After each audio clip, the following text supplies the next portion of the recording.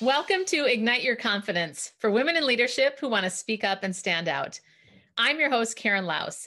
Here you'll get all of the tips and tools that you need to stand out with unshakable confidence. Let's jump into today's episode. Today, we're going to talk about 4 qualities of an influential communicator.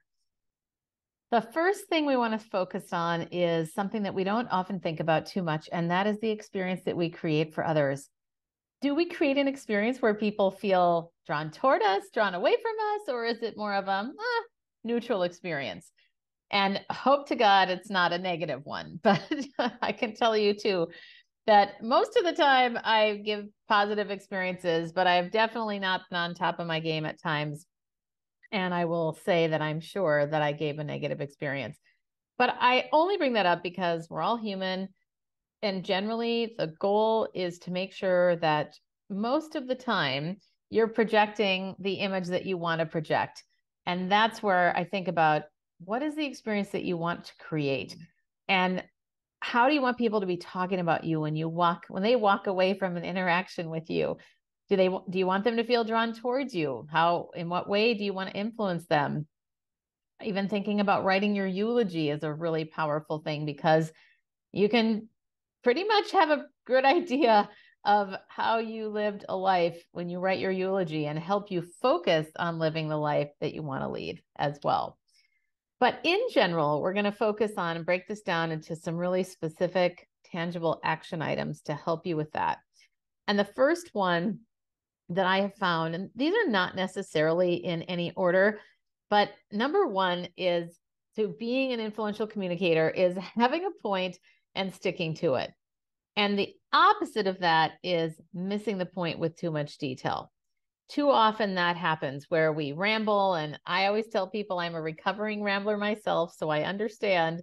And yet we need to have a point if we want to be influential. If people feel like they don't know where we're headed, it's going to be pretty hard for them to think that we're credible and influential. First of all, decide what your point is in advance. Make sure that you've prepped for that meeting or that presentation and record it. Practice it a number of times, especially if it's high stakes, and get somebody else's input. Ask them, was my point clear? Did I state it up front? Too often what happens is we add a lot of extraneous detail, and then we ourselves get lost in the detail when we're presenting. And maybe you know what you're presenting, but if it's not connected clearly to the audience, then it will be pretty hard for them to know. So make sure that you know that point in advance. And if you do, though, find yourself rambling, here is my tip. Stop, pause, and say out loud, and my point is this. That will help you to focus, but it will also help your audience focus and go, oh, she has a point. We're going somewhere. That is a very big one that a lot of people miss. As obvious as it is, it's a big one that people miss. And the other one, you may have heard of the term BLUF. It stands for bottom line up front. It is a U.S. military term. And what I would challenge you to do is think about the last 3 emails that you wrote and ask yourself, where was the point? Was it up front or was it buried somewhere at the bottom? A lot of times this happens where we build a case and then at the end, that's when we've made our point. And unfortunately, by the time we get to that stage in the email, if the email was too long, the person won't have read it anyway. We've got to make sure that we get to the point quickly, because here's another interesting fun fact about people. Most of us write or speak building a case to get to the point. But the way most of us take information in is we need the point first, and then all of the details make sense. Even a simple example like a voicemail. I know most of us aren't leaving voicemails anymore, but leaving a voicemail where you're going round and round about the topic, and then at the very end you say, oh, here's why I called. That's what I'm talking about. This happened very recently on a voice memo in a group setting. One of the women kept saying, my question is, so here's the context about, and I'm going, wait a second, that wasn't the question. Even when people say my question is, they end up going off on a tangent or talking about something that isn't even the question. So don't be that person. Make sure that you have that point, you stick to it, make sure that your message is clear and compelling, and avoid rambling. And also, what I didn't say yet, avoid data dumps. Too often we dump data on people, we vomit information at somebody, and it is way too hard for them to actually take it in. It is not palatable. And a lot of times what we end up doing, especially for those of us that are dealing with numbers a lot, is we project an Excel document on a PowerPoint slide. And that is the last thing that people want to be looking at. Now, I will say there is one exception. When you are with people who are like-minded, that want that level of detail, that's a different story. But we have to remember that when we present, the visuals should be support to us as the presenter.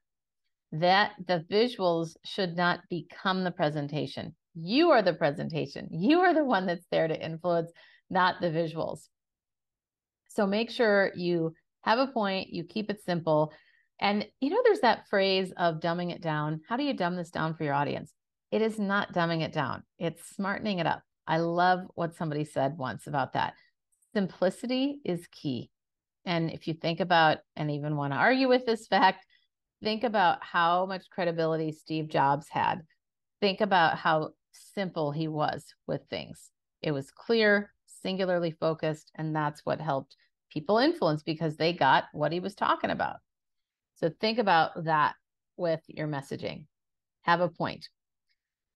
The second thing here that's really important is to make sure that your message is relevant to your audience.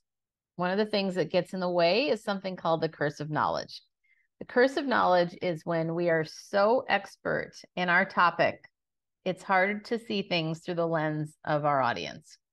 And part of the challenge with that then is that if we can't see things through the lens of our listener, they're not going to get it. I was considering a new financial advisor a couple of years ago. My husband and I were at Chase Bank meeting with this guy, and he kept talking in all these acronyms. And I finally said, time out. Pretend you're talking to me as an elementary school kid. I don't understand what you're talking about right now. And here's part of the problem, everybody. Part of the problem is that you disconnect from your audience when that happens. You make yourself unapproachable. If people don't feel like you're approachable, they're not going to want to listen to you. I noticed this the other day, actually, a total aside. A woman at a conference was talking about, and I don't think she was bragging, but she was talking about, oh, we ended up moving into our country home. And oh, yeah, we still have our place in, the big city. I won't say which one it is. I don't want to identify her. But yeah, we still have our condo there, but we rent out the other properties that we have.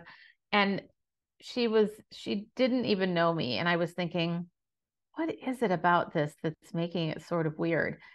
And I thought, oh, when we talk in terms and we put ourselves in a different almost category, it feels there's something that can be off-putting about us. Now, that's a little bit of a different topic, but it did make me think about it. For those of you that in any situation, we want to be aware, who is our audience? And when do I need to speak in more generalities if I'm with the general audience? And when do I need to speak more specifically because they know me well or they know my topic really well? So that curse of knowledge is really important. Another example that I use with curse of knowledge is if you've ever had a physical injury. I fractured something in my ankle once, and I remember I went to the doctor and he kept talking about the calcaneus this and the calcaneus that. And I finally stopped him and I said, excuse me, what is the calcaneus? And he looked at me like I was nuts and he said, oh, it's your heel bone. And I was thinking, why didn't you tell me this 5 minutes ago? It's that curse of knowledge. I know it wasn't intentional for him, but it's a reminder of being really attuned to what your audience needs. And when you can speak in language that they understand, in language that is simple, that's going to make you come across as more approachable, more connected, and you're ultimately going to build bigger trust with them. All right. The next one here, instead of shutting down new ideas, make sure that you are open to new ideas. When we're open to new ideas, it creates such a better experience. Think about it from this perspective. When you're open to new ideas, think about, I know what I was going to say. When you're open to new ideas, think 5 minutes. This is a really great litmus test. Entertain all new ideas for 5 minutes. I read this somewhere a while ago and I thought that is brilliant because too often, for those of us that are managing people, it's really easy to ask if anybody has ideas, and then somebody says an idea that you've tried before and you dismiss it right away. Oh, we've already tried that. Thanks, but no thanks. Instead, entertain that idea. Say, okay, 5 minutes, we're going to brainstorm about this. Let's entertain this. What would this look like? What possibilities might exist here? That alone not only can help things become more innovative in your business, but it also builds relationships. Because when you show that you're interested, that you want to hear new ideas, that you are open to them, and you're directly putting action behind that by saying, let's brainstorm for 5 minutes, that builds wonderful teams. The other thing is have a yes and mindset. This comes from improv. Yes and is the concept of acknowledging an idea and moving the conversation forward by acknowledging that and being open to that new idea.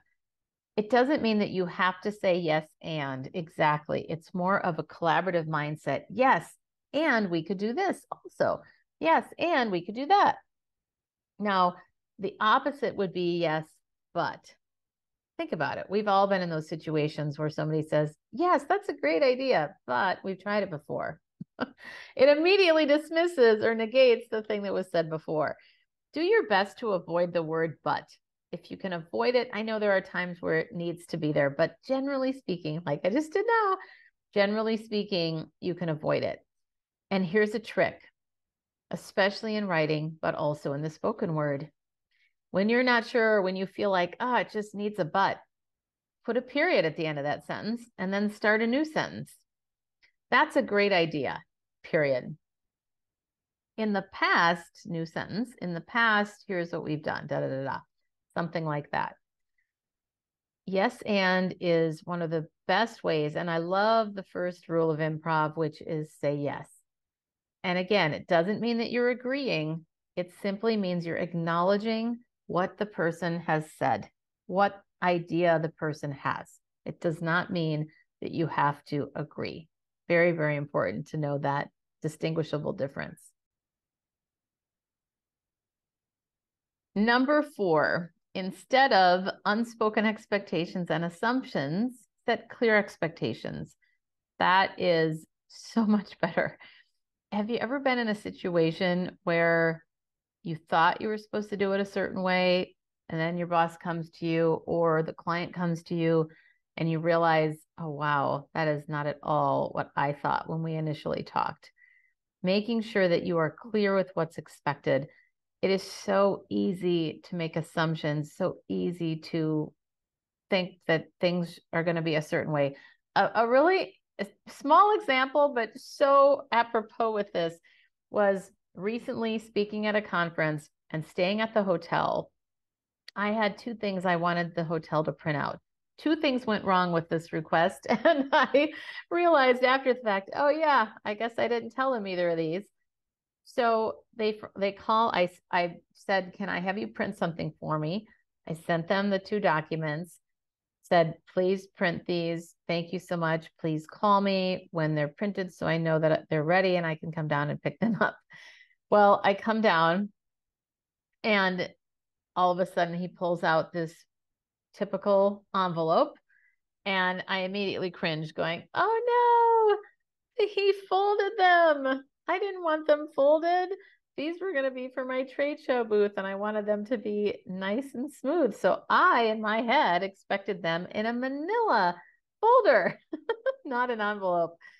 Then I opened them up. To my great disappointment, they are black and white.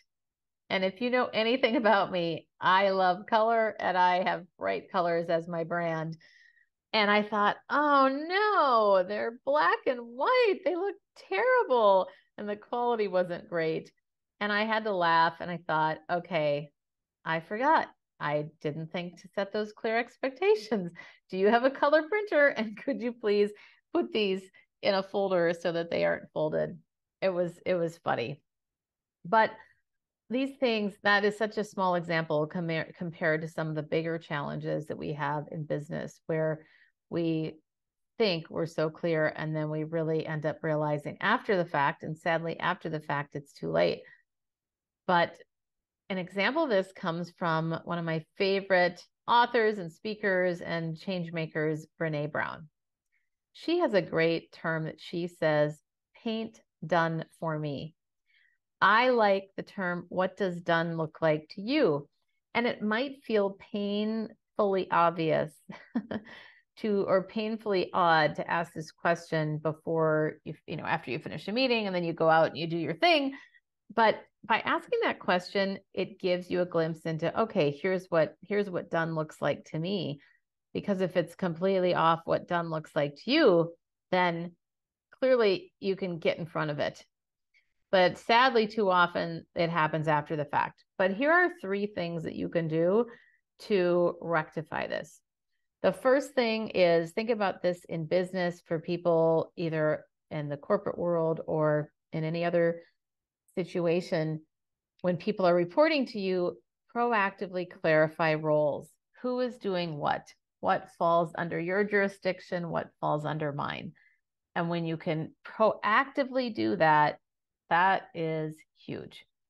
Secondly, ask what done looks like, similar to what we already talked about. And then the third is state the why up front. Simon Sinek says it best in his book, Start With Why. If people know and understand why they're doing something, it shifts the motivation behind it. It helps them recognize, oh, this is why I'm doing this painful thing, or whatever it might be, this thing that I don't want to do, or wow, makes such a difference. For me, with my team, every single person on my team knows that I am on a mission to eradicate self-doubt in 10 million women in the next 10 years. By knowing that mission, knowing the why behind these tasks makes it a lot more palatable sometimes, especially if it feels like you're asking the question, why the heck are we doing this? Why are we bothering with this? Why does this matter? When we can be proactive and set those expectations with the why in mind, that's brilliant. And I would also share with anybody here who gets direction from others, which all of us do, it could be in your home life as well as your work life, is if the leader, the person in charge, does not say the why, ask them. Say, hey, can you help me understand why we're doing this? Or can you help me understand the logic behind this? That helps me to be a lot more motivated to do the tasks at hand.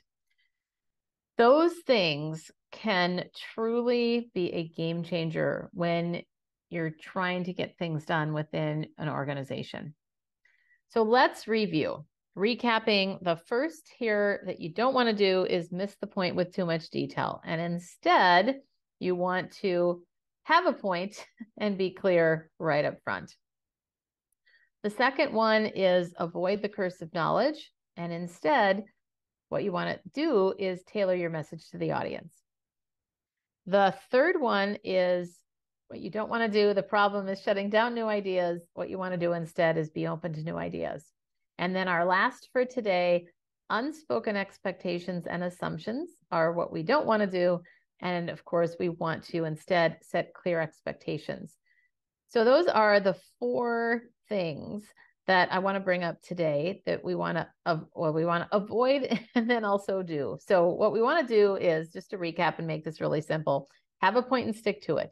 Number 2, tailor your message to your audience. Number 3, be open to new ideas. And number 4, set clear expectations. And at some point, I'm going to be doing another one because I have got more of these to clarify. And if you want to stand out as an influential communicator, you'll want to tune in for the next episode where I do that. And as a reminder, I am open to speaking engagements. I am booking now for 2024. And of course, if you're listening to this in 2024, reach out to me anyway. I would love to talk with you.